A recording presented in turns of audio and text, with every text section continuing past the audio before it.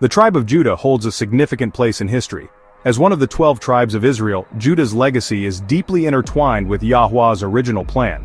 However, their repeated disobedience led to severe consequences, including captivity and slavery.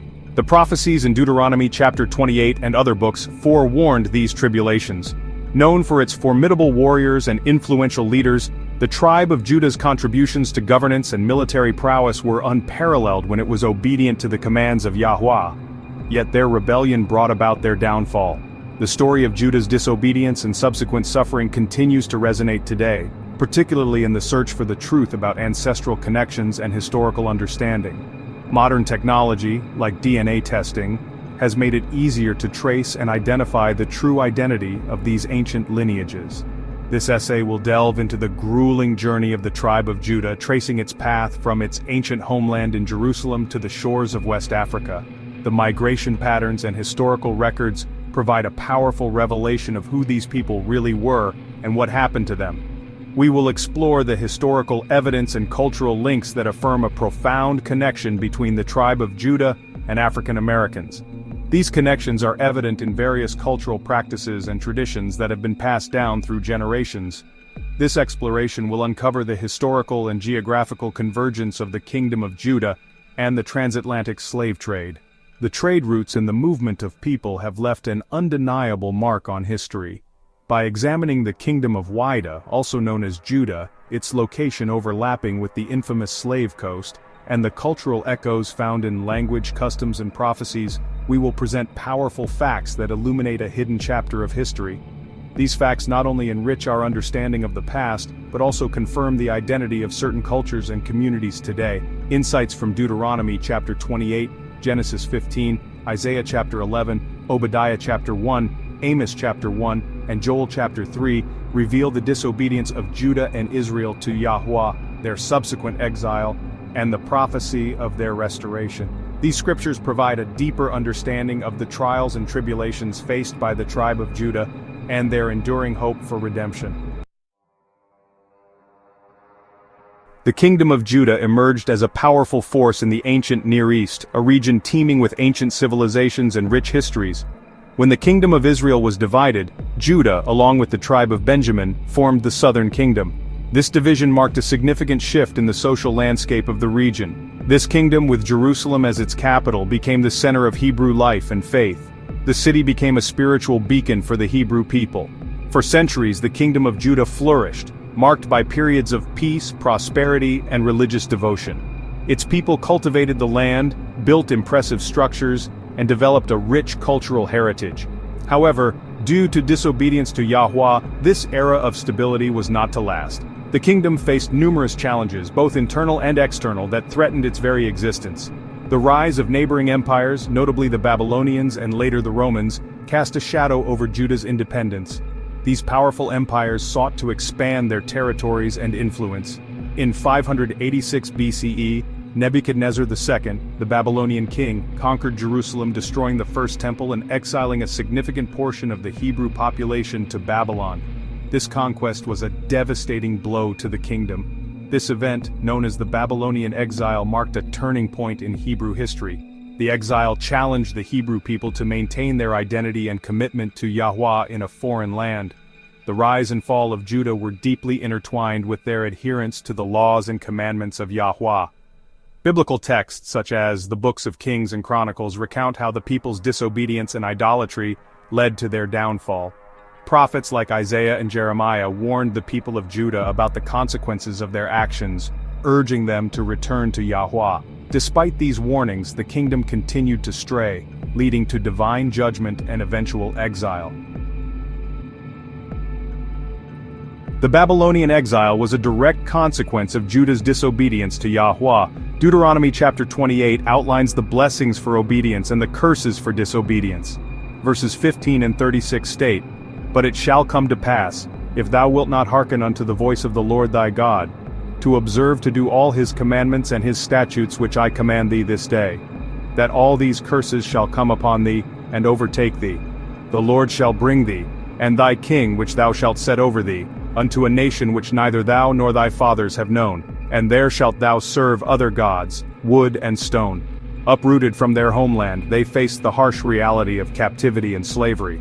This exile, while a punishment, also became a period of reflection and transformation. The Hebrew people carried their traditions, their faith, and their identity with them, as foretold in the prophecies.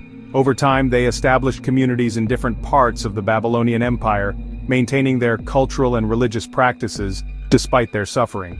The exile in Babylon lasted for generations, fulfilling the prophecies of prolonged hardship. However, the yearning for their homeland and the hope for redemption never faded. When the Persian Empire conquered Babylon, Cyrus the Great, the Persian king, allowed the Hebrews to return to Jerusalem and rebuild their temple as prophesied. This marked the beginning of the Second Temple period, a new chapter in their history. However, not all Hebrews returned to Judah. Some, having established lives and communities in other lands, chose to remain, continuing the diaspora. This scattering of the Hebrew people, both the northern kingdom of Israel and the southern kingdom of Judah, played a significant role in shaping Hebrew history and identity, aligning with the prophecies and experiences of black people throughout history. The disobedience of Judah to Yahweh marked a significant turning point, leading to their troubles, including captivity and slavery.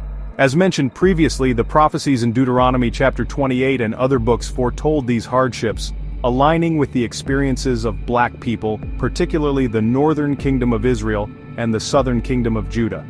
Historical evidence proves that members of the tribe of Judah journeyed south in an attempt to escape the Romans, reaching the shores of West Africa. This migration, likely occurring in stages over several centuries, led to the establishment of the Kingdom of Whydah. Located in present-day Benin, Whydah became a thriving center for trade and cultural exchange. The name Whydah itself is a derivative of Judah, which is a clear link to the Hebrew people. This kingdom, with its unique blend of African and Hebrew traditions, flourished for centuries. Oral histories and cultural practices within the region point to the influence of Hebrew customs and beliefs, indicating a deep-rooted connection to the tribe of Judah. This historical link adds another layer to the complex tapestry of the African diaspora. Section 5. A Crossroads of Cultures, Whydah and the Slave Coast. The Kingdom of Whydah held a strategic position on the West African coast. This kingdom was not only a center of trade but also a melting pot of various cultures and traditions. Its strategic location made it a focal point for merchants and traders from different parts of the world. This location placed it at the heart of the transatlantic slave trade, indicated in Deuteronomy chapter 28. The trade routes that passed through Whydah were instrumental in the kidnapping and enslavement of countless Africans. The Slave Coast, as it became known, was a major hub for the forced migration of Africans to the Americas. The markets in Whydah were bustling with the sales of the descendants of Judah. The convergence of the Kingdom of Whydah, identified as Judah in ancient maps, and the transatlantic slave trade raises profound questions about the ancestral origins of African Americans. The Bible speaks of the disobedience of the Israelites to Yahweh, leading to their exile and scattering among the nations. Once again, Deuteronomy chapter 28 and other prophetic books foretell the curses that would befall the Israelites, including captivity and slavery. These artifacts reveal a rich and complex history that intertwines different cultures and beliefs. The transatlantic slave trade forcibly displaced millions of Africans, tearing them from their families and homelands.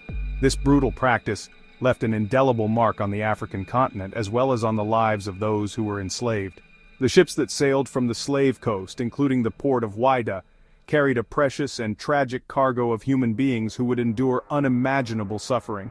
These voyages were perilous and many did not survive the journey.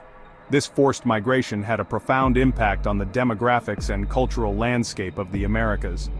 The African diaspora brought with them their rich cultural heritage, which has significantly influenced the societies they became part of. It is clear that descendants of the tribe of Judah who had found refuge in Wida were among those enslaved and transported to the New World. This connection adds another layer to the complex history of African Americans and their ancestral roots, echoing the biblical narrative of exile and redemption.